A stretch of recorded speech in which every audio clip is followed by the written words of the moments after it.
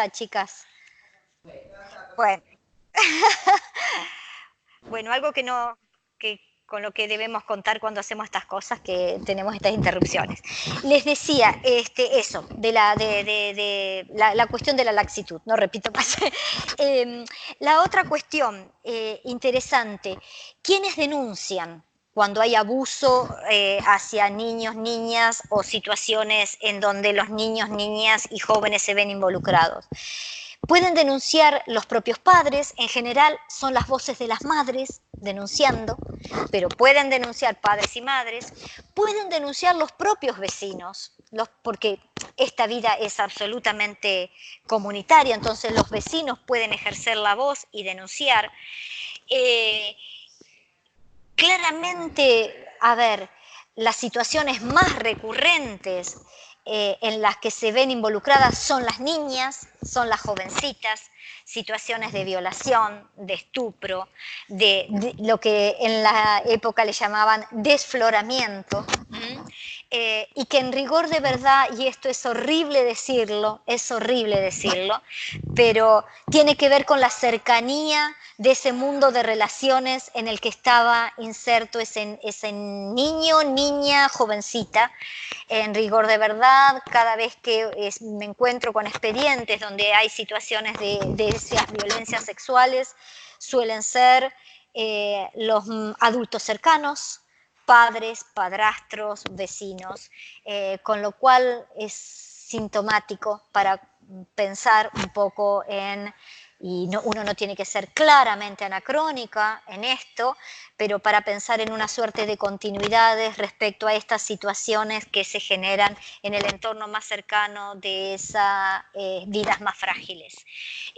La otra cuestión es que a la hora de llegar a ese universo de denuncias, lo que advierto, y es aquí el gesto metodológico que quiero hacer, es cómo y de qué manera se expresan esos sujetos sociales, cómo y de qué manera expresan sus emociones, sus sentimientos, sus malestares, sus pareceres.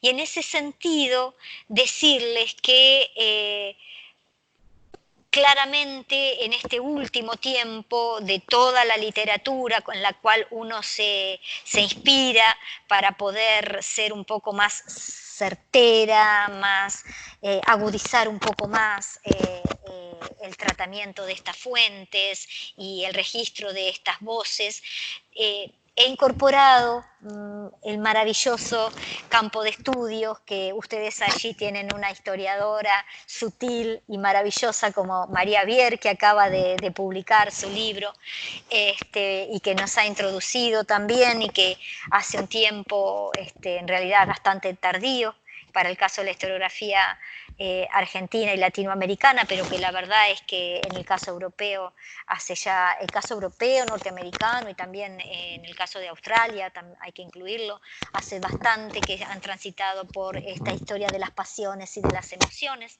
Y entonces, bueno, trato de recuperar desde ese enorme aporte teórico, como es una estrategia metodológica, el recuperar estas experiencias en torno a esas denuncias sensibles de los actores que denuncian, estas experiencias sensibles de quienes son víctimas y de quienes son acusados, estas experiencias sensibles de quienes ejercen testimonio. Y tal vez en esas experiencias sensibles tratar de indagar, tratar de captar, tratar de advertir si existe una suerte de consideración especial respecto al universo de los niños y niñas.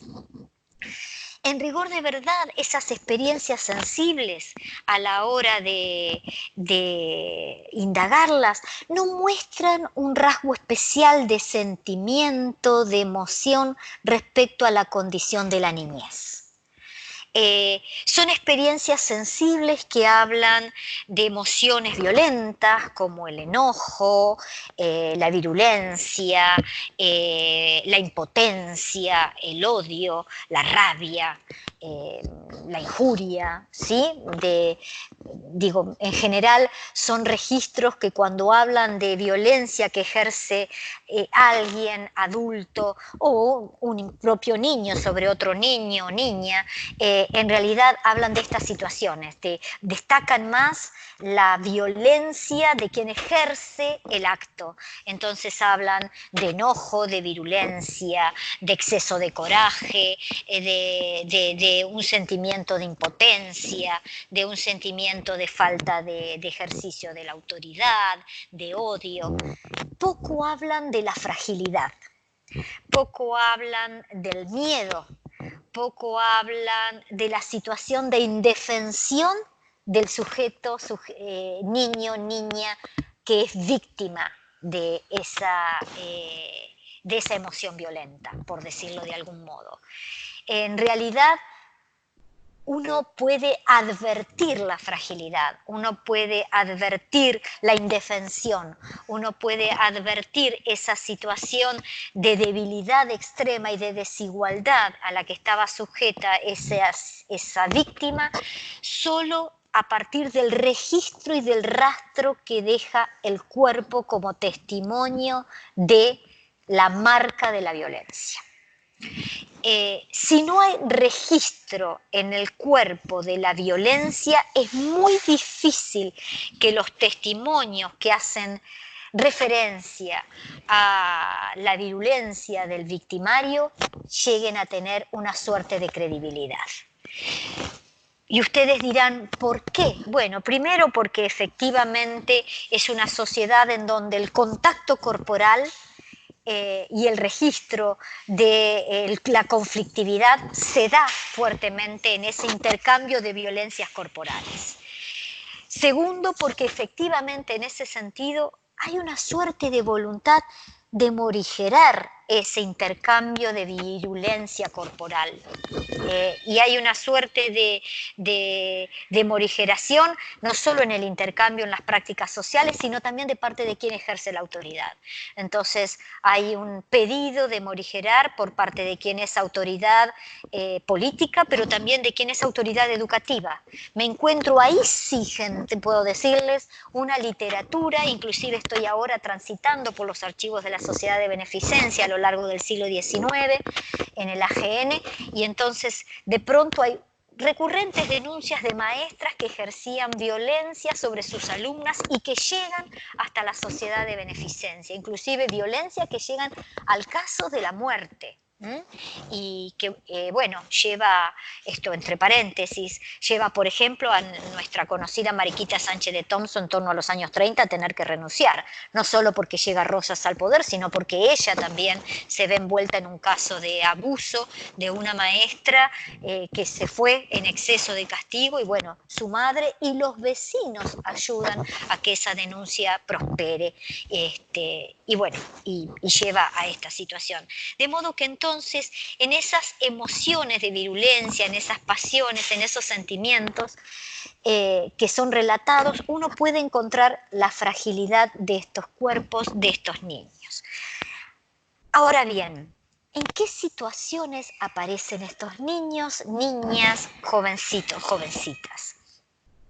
Aparecen en situaciones de conflictos domésticos, aparecen en situaciones de conflictos vecinales.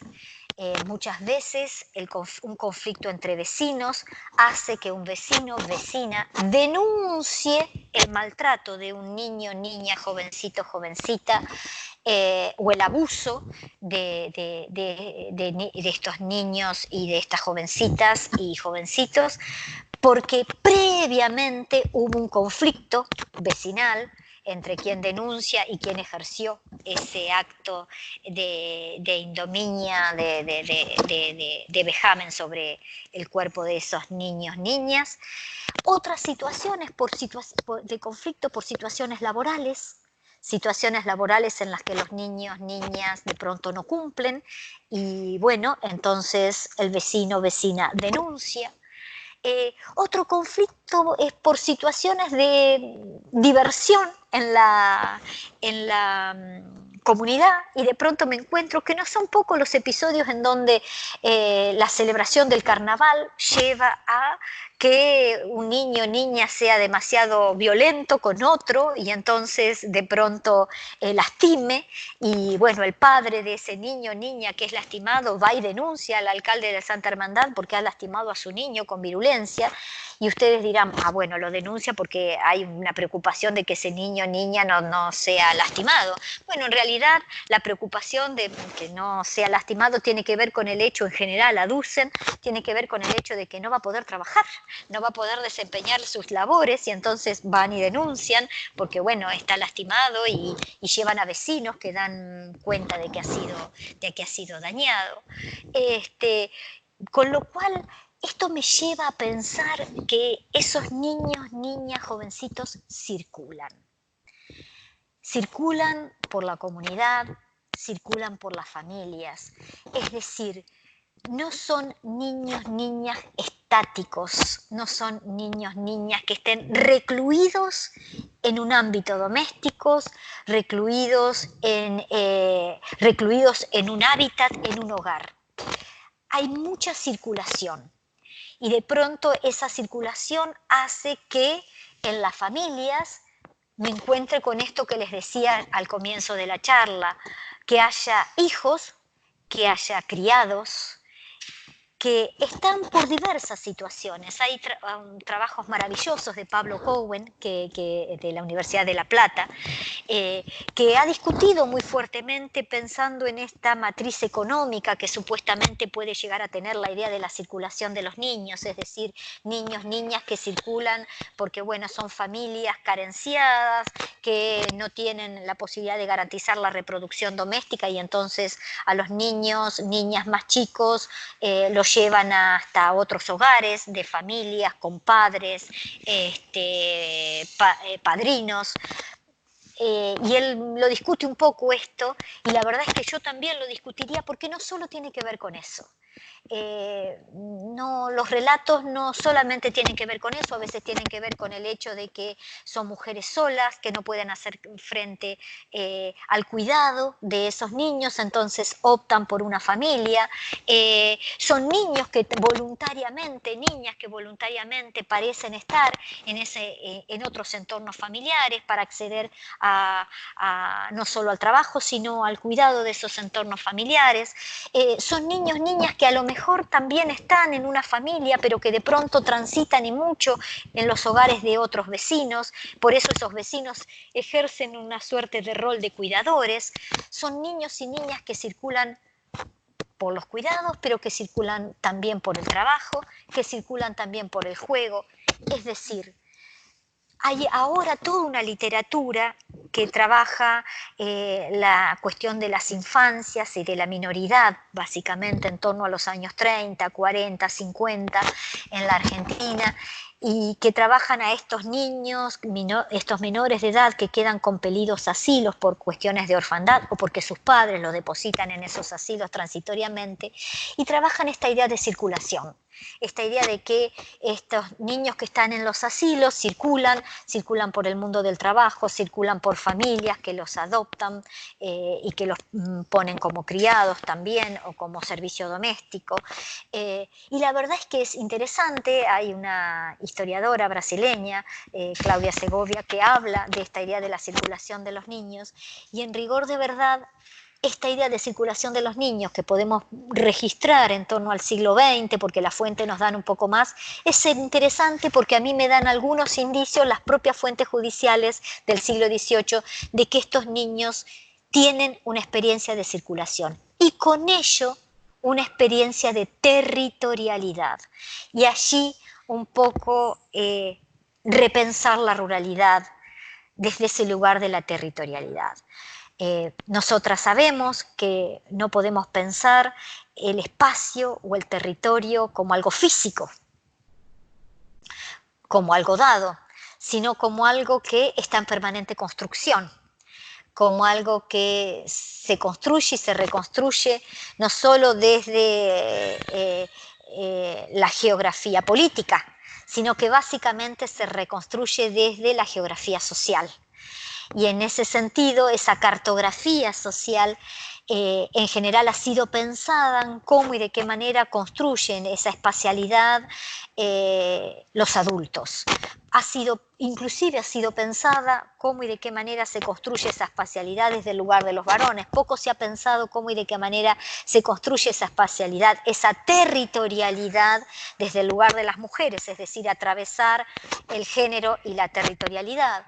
Mucho menos ha sido pensada en función de cruzar territorialidad a infancias o territorialidad niñez y juventudes.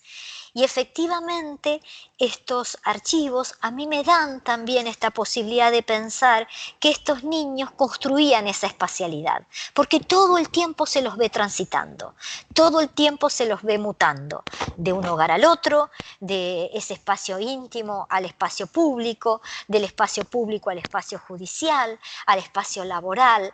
Entonces, hay una suerte de desplazamiento, de metáfora del desplazamiento que me parece que es interesante poder ahondar en ese sentido.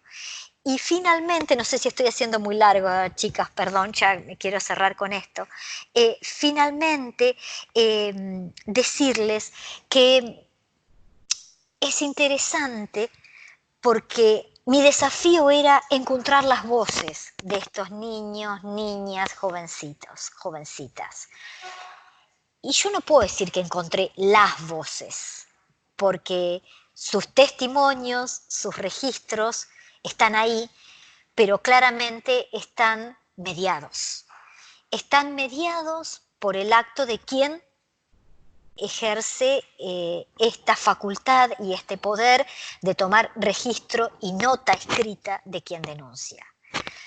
Pero más allá de la mediación es lo más cercano que podemos tener.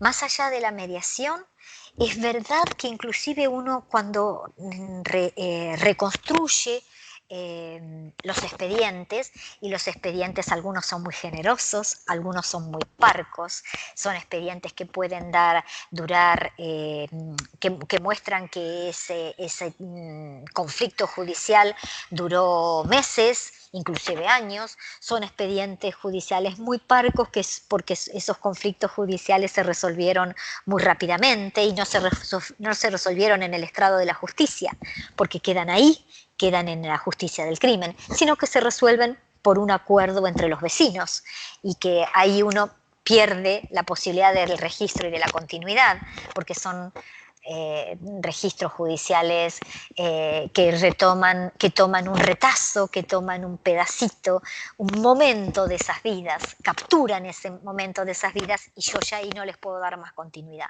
Pero en medio de esas capturas, cuando los registros y los testimonios me permiten que los expedientes sean más ricos y más jugosos, porque hay muchos actores que están jugando parte en esos registros y en esos testimonios, lo que me puedo encontrar es que más allá de la mediación, esas voces de esos niños, niñas, jovencitos que denuncian son atendidas. Cuando refieren a la idea de maltrato y de violencia, un modo de atenderlo es rápidamente tratando de alejarlos de la situación a la que fueron expuestas por ese adulto que ejerció violencia. Hay un modo de buscar la protección.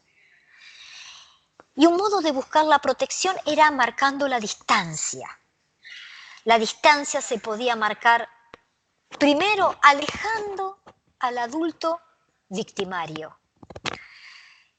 En algún caso, el alejamiento era a través de un encarcelamiento, como ustedes saben, en las cárceles en el siglo XVIII y primera mitad del siglo XIX son las cárceles de los cabildos.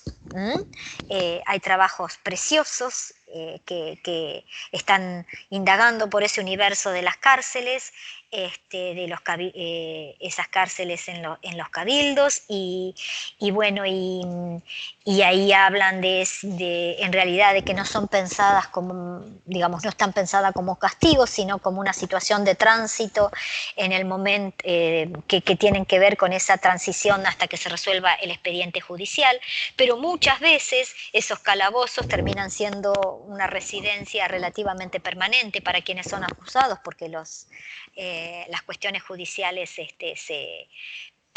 llevan tiempos laxos, tiempos muy prolongados, así que bueno, pero por allí estoy buscando, ustedes verán que estoy buscando, quiero mencionarles a un autor que me parece que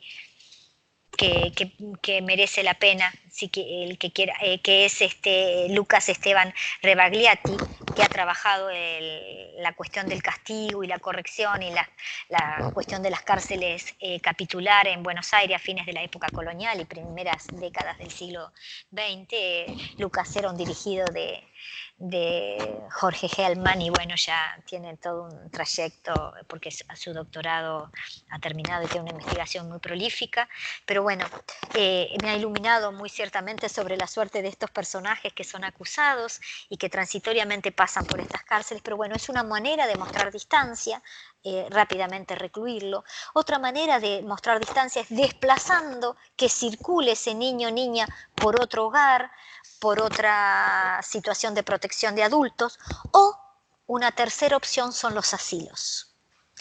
Y allí un cruce posible que puedo hacer, gente, de manera inesperada, porque yo no esperaba que las fuentes judiciales me dieran esto, es que muchos de esos niños, niñas, que no necesariamente son huérfanos, sino que pueden tener padre o pueden madre, o inclusive pueden tener situaciones de familias que lo cuiden y que no están en la orfandad, por situaciones judiciales terminan siendo alejadas de esos hogares para quedar bajo el régimen del asilo. Y ese régimen del asilo a mí ya me lleva a cruzar otro tipo de fuente, que son las fuentes educativas. En este caso, las fuentes educativas del obispo de San Andrés, que por ejemplo promueve y pregona en torno a 1770 la presencia de escuelas asilares en la ciudad de Córdoba y que se pueda extender a lo largo de toda la región de lo que después va a ser el Virreinato del Río de la Plata, pero en realidad se extiende solo Córdoba y en algún caso en la ciudad de Buenos Aires y de Salta. Es un régimen donde el obispo San Andrés lo primero que hace referencia es a la situación de vulnerabilidad a la que están sometidas las niñas huérfanas pobres. Y yo me preguntaba, bueno, ¿qué situaciones de vulnerabilidad? Porque fue la primera fuente a la que yo accedí, después fui a la fuente judicial. Las situaciones de vulnerabilidad son estas que me muestran las fuentes judiciales. Ahí hay un cruce que hay que hacer. Son estas situaciones que no son niñas huérfanas, vuelvo a repetir, ni son niños huérfanos, que son considerados pobres porque precisamente salen de estas familias que están en estas situaciones, no de vulnerabilidad económica, pero sí de vulnerabilidad jurídica, y que son nobles porque no son esclavas, no son mestizas, sino que son niñas, entre comillas, y niños españoles y españolas, o criollos, criollas, que hay que proteger porque muy tempranamente, en ese siglo XVIII, ya se está hablando de, y esto es a nivel discursivo, esos niños, niñas van a ser el futuro de la patria o el futuro de la nación. Con lo cual hay que proteger su cuerpo, proteger su integridad, protegerla de estos vejámenes. De modo que, como cierre, quería decirles que inesperadamente, en estas derivas que uno tiene producto de la investigación, cuando me preocupó indagar un poco más la cuestión, y aquí con Marta y con ustedes, con Celeste, con Talía, que hemos pensado el universo educativo, hemos pensado, ¿no?, la escolaridad, y hemos pensado la ciudadanía, Marta, cuando empiezo a transitar y me voy desde fines del siglo XIX y a tratar de pensar cuándo y de qué manera se va gestando esta idea de ciudadanía en los niños y en la niñez como sujeto virtuoso, me voy yendo cada vez más en torno al siglo XIX y de principios del siglo XIX, que ya me encuentro un temprano discurso de ciudadanía en torno a los niños, me terminé yendo al siglo XVIII y cuando me voy al siglo XVIII necesito recuperar ese siglo y esas voces y allí voy por el trayecto de las fuentes educativas y el trayecto de las fuentes educativas me llevó a el cruce con las fuentes judiciales. Y esas fuentes judiciales me llevan a pensar que no tengo un universo de niños, niñas pensado como el del siglo XIX, porque son básicamente sujetos que no están individualizados, son parte de esa comunidad, pero que esos círculos, esos discursos que circulan, perdón, de algún modo lo están, hibridando, que hay prácticas sociales que están mutando respecto al cuidado del cuerpo y además que son registros judiciales que claramente tengo que atravesarlos por el universo de las emociones, porque es un universo atravesado por las pasiones y por esas emociones que, como diría Norbert Elias, todavía no están, son pulsiones, emociones, instintos que todavía no están civilizados, todavía no están disciplinados y que en ese sentido uno encuentra un juego de fuerzas entre comunidades que buscan disciplinar, civilizar para garantizar el orden, la reciprocidad, la transacción, autoridades que también buscan disciplinar y prácticas sociales que a todas luces muestran que entre esa voluntad de imponer orden hay claramente desplazamientos y bueno, disrupciones y conflictos y quiebres. Bueno, más o menos por allí rápidamente va lo que quiero trabajar con estas fuentes y ese cruce metodológico.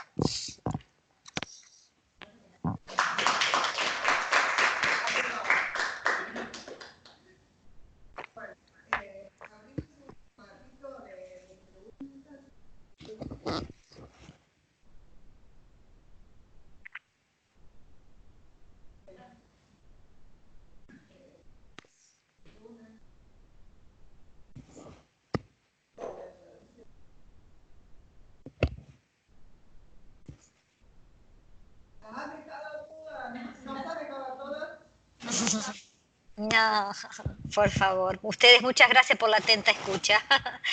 Soportaron.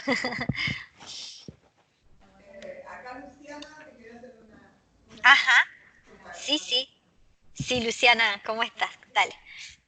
Sí, no, no me quedó claro, te explicaste, pero las sociedades de beneficencia actuaban como denunciantes en los casos de... Se me cortó el... Por ahí, si se acerca al micrófono, ¿podrá hacerlo? Perdón, ¿eh? Lo que pregunta Luciana es Sí. si la sociedad de beneficencia actuó como Ajá. denunciante de estos casos de abuso, en algún caso. Mira, muy interesante tu pregunta. En el contexto del siglo XVIII que yo estoy trabajando, en principio no me encuentro la sociedad de beneficencia. Me la encuentro a partir de 1823 con la acción de Rivadavia y la creación de la sociedad de beneficencia. Ahora, es muy interesante lo que vos me preguntas. Las situaciones de abuso, de maltrato físico, de castigo, básicamente hablan castigo físico, ¿no? Porque así el término que utilizan los denunciantes. No lo hacen las damas de beneficencia. En general son vecinos, vecinas, por situaciones de abuso que hayan acontecido en escuelas que están bajo el régimen de autoridad de la sociedad de beneficencia. Y esto es recurrente. Hay otro trabajito que yo publiqué hace ya 2 años, 3, ya ni me acuerdo mucho, en Quinto Sol. En realidad, las situaciones de denuncia no son hechas por preceptores, en aquel contexto en su mayoría eran preceptores, y en el caso de la sociedad de beneficencia maestras o preceptoras, no son hechas por ellos, en realidad son hechas por padres o por vecinos. Cuando digo padres, digo padre, madre o digo también vecinos. Porque hay ahí una situación de conflicto muy fuerte entre padres y preceptores o preceptoras, por el término de quién tiene el régimen de autoridad. algo que se me olvidó decir, entre las muchas cosas que se me olvidan decir, producto del Alzheimer, es que en esta sociedad, tanto en el 18 como en el 19, algo que es recurrente es buscar la producción de obediencia, ¿no? Entonces, producción de obediencia de quien ejercía la autoridad, sea el padre de familia, o sea el preceptor, o sea la autoridad política. Entonces hay una preocupación por cómo generamos producción de obediencia. El tema es que esa producción de obediencia no tiene que llevar a la extralimitación. Entonces, se está atento, se es sensible a eso. Ahora, eso es por un lado, cómo y de qué manera generamos producción de obediencia. La otra cuestión que lleva al conflicto es quién ejerce la autoridad para promover la producción de obediencia. Y no estaba tan claro, Luciana, no estaba tan claro que fueran los preceptores o preceptoras. Porque bueno, todavía no estaba hecha esa construcción de ese sujeto educador, ¿no? Con esa misión que tenía y ese apostolado. Entonces, ahí hay una suerte de tensiones y eso es bastante recurrente la denuncia. En el caso de la sociedad de beneficencia, ellas no. Te diría que en el caso puntual que yo pude trabajar, en realidad lo buscaron, lo que trataron de promover era ocultarlo. Porque lo que, digo, durante 1 o 2 años la mamá de esta niñita decía, mi niña murió producto del golpe que recibió, y había un registro de un médico diciendo, sí, fue un golpe que recibió, y la niña llegó afectada por el golpe a la casa y después murió. Bueno, digamos, era insistente la denuncia de ella y se filtraba, y en la sociedad de beneficencia no llegaba, hasta que en un momento dado la propia presión de la comunidad, y acá nos movemos en terrenos de comunidades, la propia presión de la comunidad lleva a que finalmente haya audibilidad a esa denuncia, y esto pone en tela de juicio a toda la sociedad de beneficencia y su delicado equilibrio de relaciones de reciprocidad con el poder de turno, ¿no? Y por eso decía, la lleva Mariquita Sánchez de Thompson, tener que pegar un pasito al costado porque ella no había tratado de ocultar. Así que hasta aquí, pero también mi pregunta queda con un signo de interrogante. Yo estoy transitando todavía las fuentes, con lo cual es factible que pueda encontrarme a la inversa, ¿no? Una denuncia de autoridades escolares o de la autoridad competente en el universo educativo denunciando a padres, madres. Hasta aquí no me lo he encontrado. Nada. Inclusive la poca cosa que he mirado del siglo XX, nada. En general es abusos de maltrato de educadores, educadoras.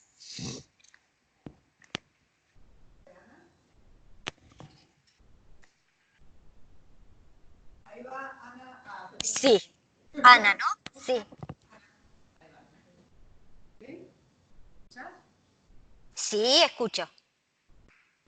Mira, primero gracias por la presentación, que estaba buenísima. Para mí, que eu não sei argentina e que eu recém estou estudando também La Pampa Bonaerense, então estava falando com as chicas, quando você hablaste de cenário de la campanha me fascinou, né? Porque, em minha opinião, é muito importante falar das pessoas, mas também falar das pessoas em espaço que habitam. Uh-huh.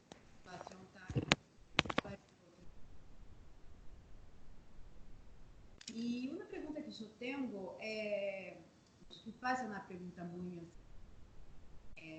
ignorante, pero porque não é um tema em especial, pero achar em Brasil as ordens religiosas jesuítas, de los benedictinos, sabe?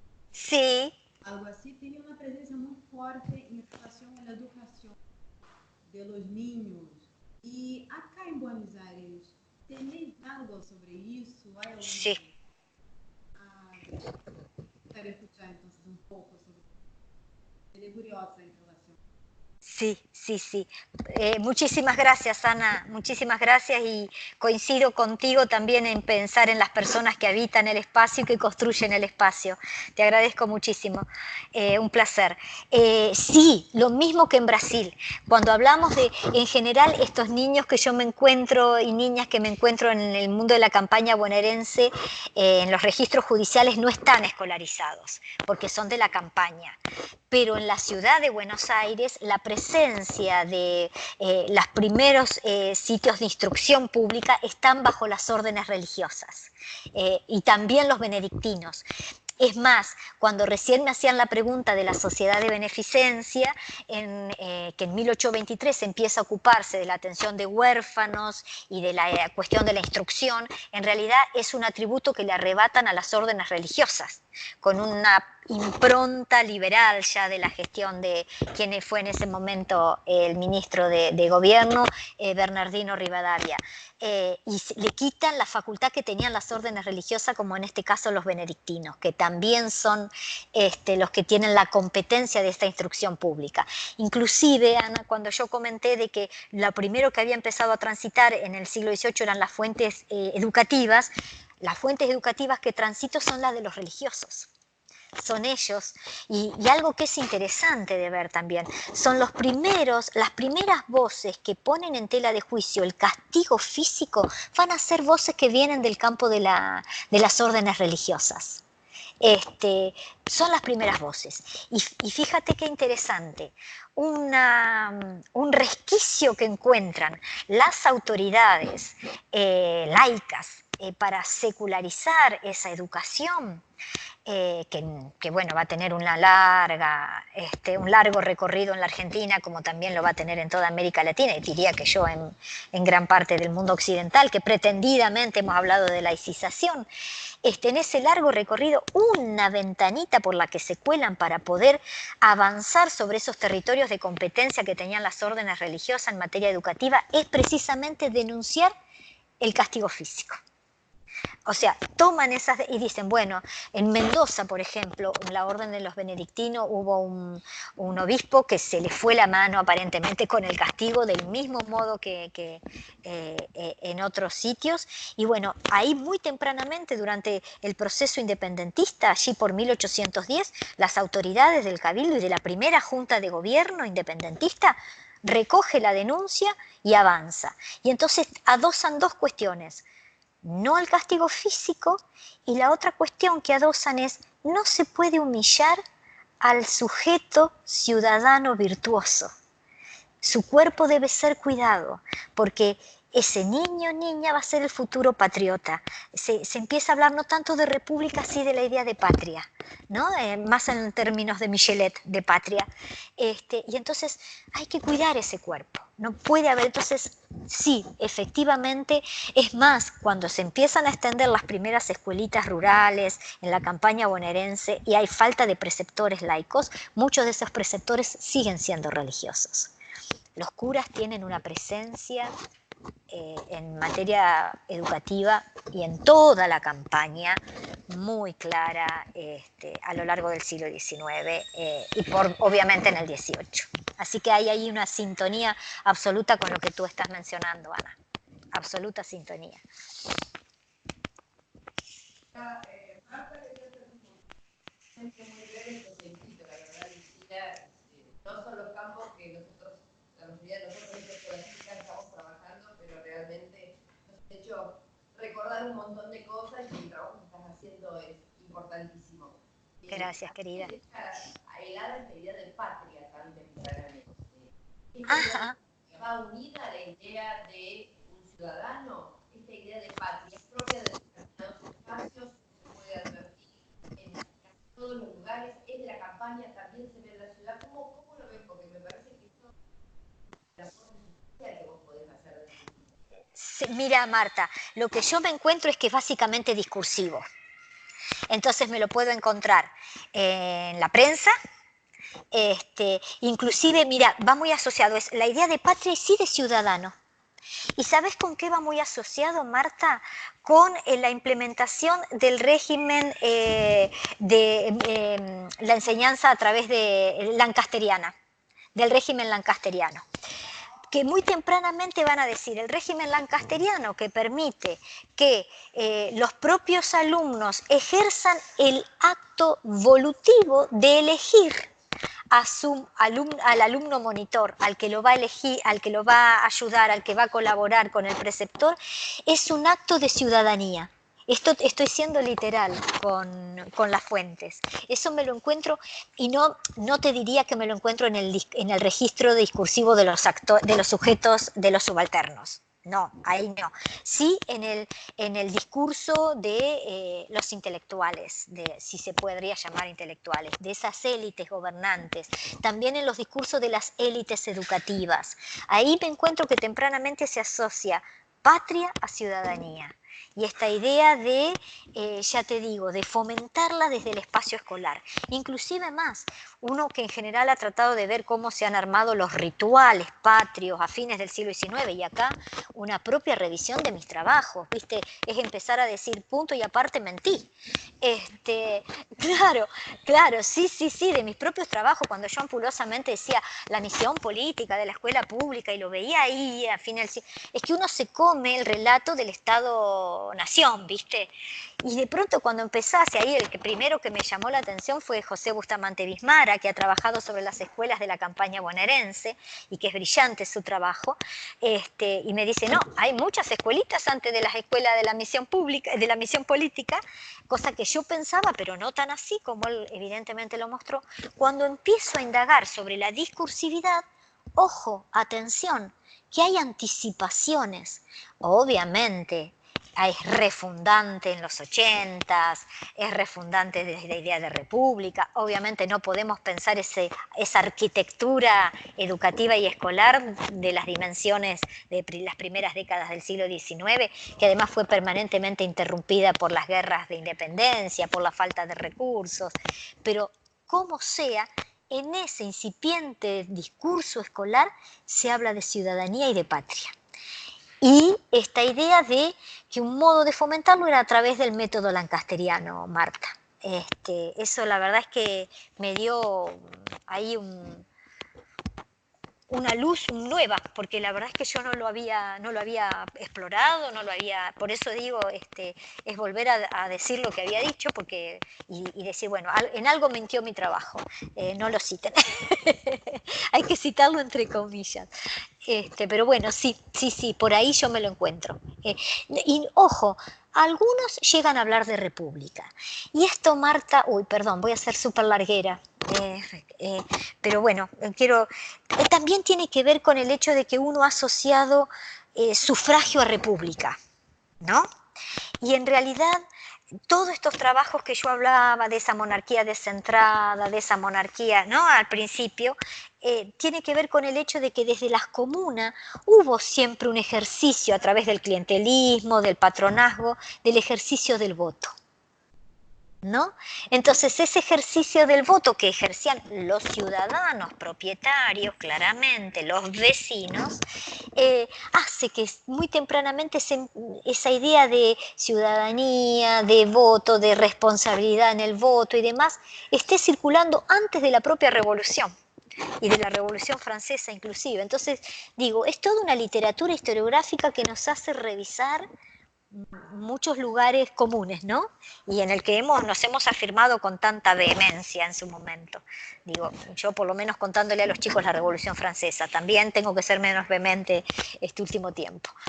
Pero bueno, sí, es por ahí, Marta, que va la cosa.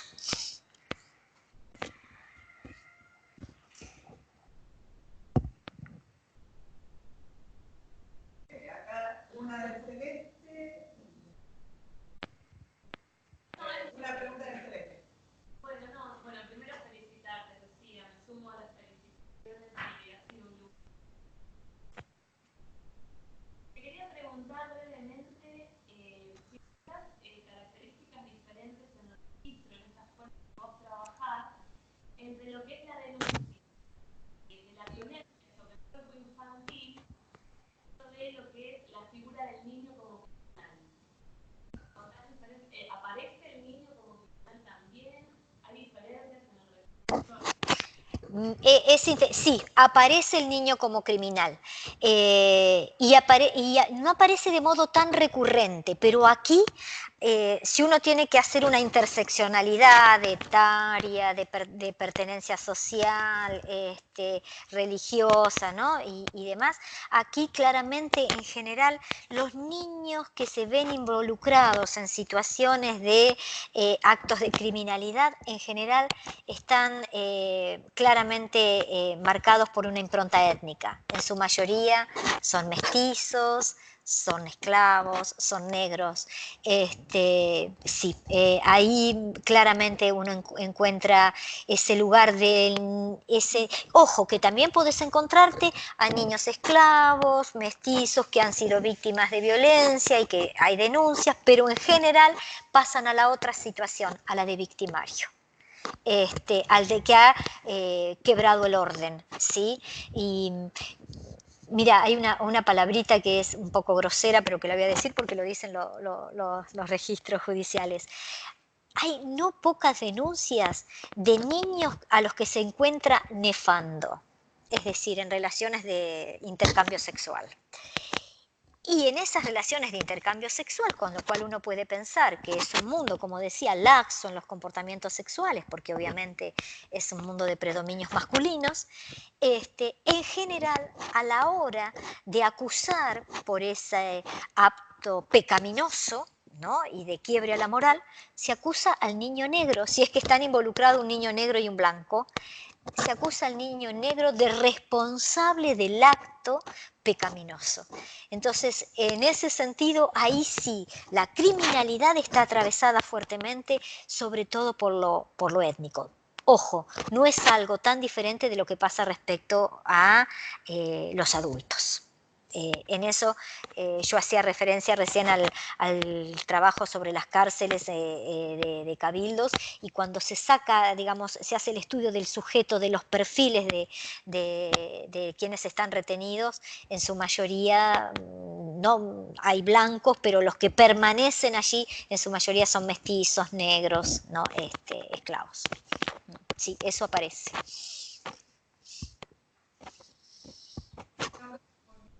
No pregunta, pero sí, de nuevo felicitarte, darte las gracias. Como primera charla de la red y también del proyecto, pero más que nada de la red, la verdad que ha sido un lujo. Bueno, ustedes. Acceder a los que no podían estar acá y todo como esto estaba, casi todos pueden acceder, sobre todo la gente, pero también quieren. Bárbaro. Bueno, le damos de nuevo un aplauso.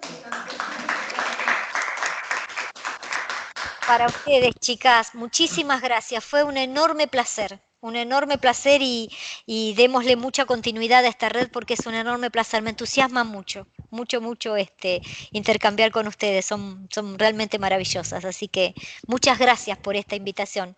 Gracias. Bueno, chicas, chao, nos vamos. Gracias, muy amable.